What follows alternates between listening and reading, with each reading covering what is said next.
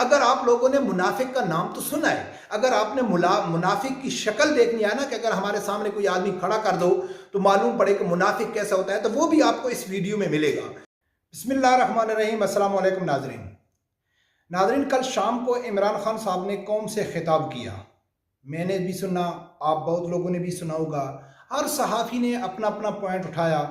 मैंने भी उससे बड़ा एक अहम बहुत ज़रूरी पॉइंट उठाया, और वो जो खिताब था वो वज़ीर आज़म पाकिस्तान इमरान खान साहब का खिताब नहीं था। वो एक अपोजिशन लीडर, या वो लीडर जिसको आवाम से कुछ चाहिए होता है, आवाम को वो बेवकूफ़ बना रहा होता है, आवाम को वो धोखा दे रहा होता है, उसको इक़्तिदार चाहिए होता है, या उसको आने वाले इलेक्शन की तैयारी कर रहा हो, तो वो ऐसा खिताब किया इमरान खान साहब ने। और जब कोई लीडर हुक्मरान बन जाता है, वज़ीर आज़म बन जाता है, तो फिर उसका खिताब चेंज हो जाता है। जब हमारी पाकिस्तानी कौम ये फ़र्क महसूस करने लग जाएगी कि भाई ये जो खिताब है ये वज़ीर आज़म पाकिस्तान का खिताब है, या एक अपोजिशन लीडर, या वो लीडर जिसको आने वाले वक्त में कुर्सी चाहिए, इक़्तिदार चाहिए, या आवाम से उसने आवाम को बेवकूफ़ बनाना है, जब ये दो फ़र्क महसूस कर लेंगे तो फिर पाकिस्तान के हालात तब्दील हो जाएंगे। फिर कोई किसी लीडर का रोना रोना नहीं रोएगा, फिर ऑटोमेटिकली जो हमारे लीडर हैं ना, अल्हम्दुलिल्लाह वो ठीक ही आएंगे।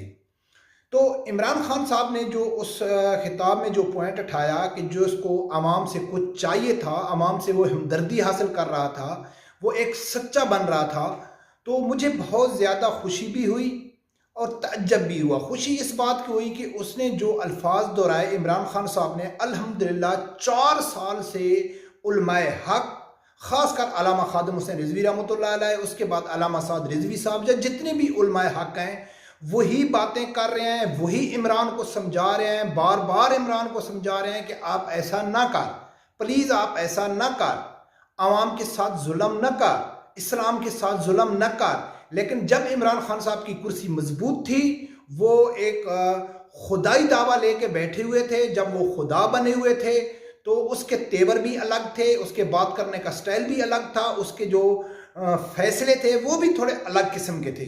लेकिन उस टाइम इमरान खान साहब नहीं मान रहे थे, उसको मालूम था ना कि मेरी कुर्सी मजबूत है। अभी जब उसकी कुर्सी लड़खड़ाने लग गई तो उसके जो अल्फाज हैं, उनका जो खिताब है वो चेंज हो गया। उसी हवाले से नाज़रीन, कल इमरान खान साहब ने एक बात की अपने खिताब में, मैं चाहता हूँ कि पहले वो सुनो, फिर बाद में ये वो खिताब है कि जो एक अपोजिशन लीडर का होता है, या उस आदमी का खिताब उस लीडर का होता है कि जो आवाम को बेवकूफ़ बना रहा होता है, आवाम से कुछ चाहिए होता है कि मैं आवाम को धोखा किस तरह दूँ, तो वो इस तरह खिताब करता है कि जो अभी आप सुनेंगे। लेकिन जो खुदाई दावे वाला खिताब है, जब वो खुदा बन जाता है तो फिर वो बाद में आपको सुनूंगा, पहले ये सुनो। मैं इसलिए पाकिस्तान के अंदर सीरत नबी अपने बच्चों को पढ़ाना चाहता हूँ। क्यों नबी की सीरत पढ़े? क्योंकि वो दुनिया की तारीख में सबसे अजीम इंसान वो थे। तो उनके रास्ते पे अल्लाह क्यों हमें कहता चलो? क्योंकि वो अजमत का इंसान का रास्ता है। हम पकड़ लेते हैं दूसरा रास्ता जो हम समझते हैं कि बड़ा आसान रास्ता है। अच्छा जी, वो फलाना ने हुक्म दे दिया, हम तबाह हो जाएंगे, अगर उसने वो फलाना मुल्क नाराज हो गया तो हमारा ये हो जाएगा। हम रींग रहे हैं जमीन के ऊपर, हम चूंटियों की तरह रींग रहे हैं। तो नाजरीन, आप लोगों ने सुना कि इमरान खान साहब क्या कहता है कि भाई मैं इसलिए चाहता हूं कि आप नबी अकरम सल्लल्लाहु अलैहि वसल्लम के तरीके पे चलो, आप सीरत नबी अकरम सल्लल्लाहु अलैहि वसल्लम पे चलो, क्योंकि वो अजमत वाला रास्ता है, वो बुजुर्गी वाला रास्ता है, वो हमारा सिरात मुस्तकीम है। लेकिन कुछ लोग दूसरा रास्ता चुनते हैं, वो समझते हैं ये आसान है, ये बहुत इजी है, कि अगर मैंने ऐसा किया तो मेरे साथ फलां हो जाएगा, अगर मैंने किसी की बात नहीं मानी तो मेरे साथ ये हो जाएगा, हम किसी की गुलामी नहीं करेंगे तो हमारे साथ ये हो जाएगा। ये गलत रास्ता है, ये गुलामी का रास्ता है। लेकिन मैं कहता हूं कि आप नबी पाक सल्लल्लाहु अलैहि वसल्लम के तरीके पे चलो। यार, कितनी अच्छी बात की इमरान खान साहब ने। यही बात तो अल्लामा साद रिज़वी साहब करता है, यही बात तो अल्लामा खादिम हुसैन रिज़वी रहमतुल्लाह अलैह करते थे, यही बात तो उलमाए हक करते थे। लेकिन उन लोगों में और इमरान खान साहब में इतना फ़र्क क्यों है? आखिर इनकी एक जानी दुश्मनी क्यों बन गई है? इन दोनों के कारकुन एक दूसरे को देख ही नहीं सकते। तो वजह क्या है कि जो चीज़ अल्लामा खादिम हुसैन रिज़वी रहमतुल्लाह अलैह कहता है, जो साद रिजवी साहब कहते हैं या जो इमरान खान साहब कहता है या जो उलमाए हक कहते हैं, तो फिर पीटीआई और उलमाए हक में इतना फासले क्यों? वो नाज़रीन क्यों, मैं आप लोगों को बताता हूं कि अगर आप लोगों ने मुनाफिक का नाम तो सुना है, अगर आपने मुनाफिक की शक्ल देखनी है ना, कि अगर हमारे सामने कोई आदमी खड़ा कर दो तो मालूम पड़े कि मुनाफिक कैसा होता है, तो वो भी आपको इस वीडियो में मिलेगा। तो ये फ़र्क इतना क्यों है? कि ये फ़र्क इसलिए है कि ये जो इमरान खान साहब का खिताब था ना, ये था, वो कहते हैं ना कांपे टांग रही हैं, कांपे टांगने वाला ये खिताब था।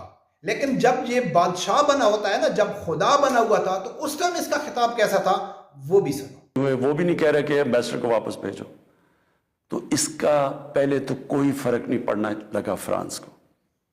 लेकिन मैं आपको ये बताऊं, पाकिस्तान को क्या फर्क पड़ेगा? सबसे बड़ा फर्क ये पड़ेगा हमारे मुल्क को कि बड़ी मुश्किलों से हमारी माईशत उठ रही है। बड़ी देर के बाद पाकिस्तान के अंदर इंडस्ट्री ऊपर जा रही है। तो नाजरीन, आप लोगों ने सुना कि उस टाइम इमरान खान साहब कहता था कि भाई हम अगर फ्रांस को छोड़ते हैं ना, तो फ्रांस की सेहत के ऊपर कोई असर नहीं आएगा, लेकिन हम भूखे मर जाएंगे, हमारी मीशत खत्म हो जाएगी, हम बर्बाद हो जाएंगे, हम यूरोपीय यूनियन से अलग हो जाएंगे। यार, इतनी बड़ी मुनाफकत, इतना बड़ा तजाद होने के बावजूद भी अवाम होश के नाखन न ले, अवाम न समझे, तो फिर अवाम के ऊपर अल्लाह का अजाब आए या ऐसे हालात आए, तो उसका जिम्मेदार कौन है? अवाम खुद उसकी जिम्मेदार है। कि जब ये हुकूमत में आते हैं तो इनको अपने दावे भूल जाते हैं। अच्छा, पहली बात यह है कि ये ऐसी बातें करते क्यों हैं? क्योंकि अभी भी इसकी कुर्सी चली गई है और ये पहले भी ऐसी करता था। क्योंकि पाकिस्तान की जितनी भी अवाम है वो इस्लाम पसंद है, वो अमेरिका को पसंद नहीं करती, वो यूरोपीय यूनियन के सामने अपनी खुददारी पसंद करती है कि हम एक खुददार कौम है, हम अपने आज़ाद खारजा पॉलिसी होनी चाहिए। तो इसी चीज़ को हमारे जितने सियासतदान हैं वो उठाते हैं कि जो चीज़ अवाम पसंद करती है, जो चीज़ अवाम को लगती है, हम वही उसी चीज़ का आवाज़ उठाकर इनको साथ धोखा करें, इनके साथ फरेब करें, इनके साथ मुनाफकत करें। लेकिन जब हम खुदा बन जाएंगे, फिर जाए ये पूरी पाकिस्तान की अवाम भाड़ में जाए, चाहे बर्बाद हो, चाहे ख्वार हो, चाहे इनका सर शर्म से झुक जाए, चाहे इस्लाम का नुकसान हो, हमने करना वही है कि जो हमको पीछे से डायरेक्शन मिलेगी। तो ये इमरान खान साहब है, ये आप लोगों ने सुन लिया। ये भी इमरान खान साहब ने कहा था मोईद पीरजादा को कि मोईद, अगर मेरा दिल चाहता है कि मैं बच्चों से ज्यादती करने वाले को सरेआम फांसी दूं, लेकिन जब हमने इसके ऊपर काम किया तो यूरोपीय यूनियन इसको पसंद नहीं करती है। कितने इमरान खान साहब के ऐसे हैं जो अफगानिस्तान का मसला हुआ तो इंटरव्यू देते हुए कहा था कि हम फ्रांस अफगानिस्तान को तस्लीम नहीं कर सकते, क्योंकि जब तक अमेरिका तस्लीम नहीं करता है। लेकिन जब कुर्सी चली जाती है या कुर्सी कांपे टांगना शुरू हो जाती हैं, तो फिर इनको इस्लाम याद आ जाता है, फिर इनको नबी पाक सल्लल्लाहु अलैहि वसल्लम की मोहब्बत याद आ जाती है, फिर इनको वो तकरीरें याद आती हैं कि जो उलमाए हक अल्लामा साद हुसैन रिजवी जो मुतवातर कर रहे हैं, जो सही उल अकीदा, जो उनका असल नजरिया है, जिनको वो लेके चल रहे हैं, वो कर रहे हैं, तो फिर इनको वो याद आती हैं। लेकिन अगर आवाम ये मुनाफकत नहीं समझती है तो फिर हम क्या कर सकते हैं? हमारा काम है कि बारहा इन लोगों की जो असलियत है वो आप तक पहुंचाएं। लेकिन अगर आप समझना नहीं चाहते तो हम यही कह सकते हैं कि अल्लाह ताला आपको हिदायत दे। अगर आपकी किस्मत में हिदायत नहीं है तो हम ये कहेंगे कि या अल्लाह इस फितने से लोगों को महफूज रख, और इससे ज़्यादा तो हम कुछ नहीं कर सकते, क्योंकि जो हकीकत है वो तो हम क्लियर आप लोगों के सामने रख देते हैं। रब परवरदिगार से यही दुआ है कि अल्लाह ताला हर आदमी को हक सच सुनने की और उसके साथ खड़े होने की तौफीक अता फरमाए। अल्लाह हाफ़िज़।